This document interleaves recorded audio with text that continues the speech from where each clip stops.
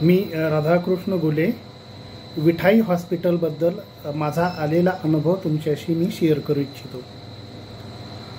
तर मंडळी, त्याचं झालं असं की मला 27 एप्रिलपासून पाईल्सचा त्रास होत होता। 2 दिवस मी वाट पाहिले, परंतु त्रास काही कमी होत नव्हता। म्हणून मी माझी साली श्रद्धा काकडे हिला फोन केला आणि तिला हॉस्पिटलबद्दल किंवा डॉक्टरबद्दल विचारणा केली, कारण यापूर्वी तिलाही तसाच त्रास झाला होता। तर मला असं वाटलं की तिनं ज्या हॉस्पिटलमध्ये ट्रीटमेंट घेतलेली आहे त्या डॉक्टरांचा नंबर असेल। तर तिने मला लगेच माने डॉक्टरांचा नंबर शेअर केला आणि त्यांच्याशी बोलायला सांगितलं। जेव्हा मी माने डॉक्टरांना कॉल केला तेव्हा त्यांनी मला सांगितलं की सर, मी 12 मेपर्यंत आउट ऑफ स्टेशन आहे आणि त्यानंतर तुम्ही माझ्याकडे येऊ शकता।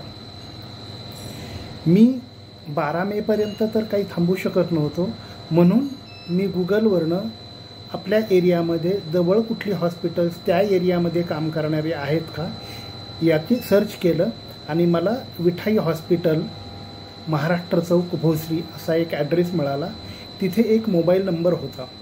तर मी तो नंबर डायल केल्याच्यानंतर पाटील सरांनी तो मोबाईल उचलला आणि बोलणं झाल्यानंतर त्यांनी मला सांगितलं की मी आज संध्याकाळी 7 वाजता रहाटणी रोड, कोकणे चौकामध्ये शाही भोज हॉटेलच्या वरती आपलं क्लिनिक आहे आणि मी तिकडे 7च्या नंतर तुम्हाला भेटू शकेल। त्यांनी सांगितल्याप्रमाणे मी 7 वाजता त्यांच्या क्लिनिकमध्ये मी त्यांना भेटलो। भेटल्यानंतर त्यांनी पूर्ण तपासणी केली, चौकशी केली, मला असणाऱ्या सर्व शंकांचं निरसन केलं आणि तपासणी केल्यानंतर त्यांनी मला सांगितलं की तसं मेजर काही नाही आहे, परंतु तुम्ही काही गोळ्या आणि औषधं मी देतो ते घ्या। 5 ते 6 दिवसांमध्ये या औषधांनी काय फरक होतोय आणि तुम्हाला किती रिलीफ मिळतोय त्यावरनं आपण ठरवूया की ऑपरेशन करण्याची गरज आहे किंवा नाही आहे, आणि गरज असेल तरच आपण ऑपरेशन करूया। त्यांनी भेटल्याच्या नंतर त्यांनी बऱ्याचशा गोष्टी मला समजावून सांगितल्या, स्पेसिफिकली की काय खावं आणि काय खाऊ नये, यापेक्षा कसं खावं आणि कसं खाऊ नये, अशा बऱ्याचशा गोष्टी त्यांनी मला समजावून सांगितल्या। आणि मी त्यानंतर त्यांनी दिलेले औषध गोळ्या नियमितपणे घेतल्या। 6 दिवसानंतर मला असं जाणवलं की मला जो त्रास आहे तो 99% आता बरा झालेला आहे। त्यानंतर मी सरांना भेटलो फॉलोअपसाठी। त्यानंतर त्यांनी 1-2 दिवसाच्या आणखी परत काही वेगळ्या गोळ्या वगैरे दिल्या आणि त्यानंतर परत त्यांनी मला फॉलोअपसाठी बोलवलं। तर त्यानंतर मी त्यांना ज्यावेळी भेटलो तर त्यावेळी मी 100% कम्फर्टेबल होतो आणि मला किंवा त्यांनी चेक केल्यानंतर पण त्यांनी सांगितलं की कुठल्याही प्रकारचं ऑपरेट वगैरे करायची आवश्यकता नाही आहे आणि मी त्यांना भेटून परत आलो।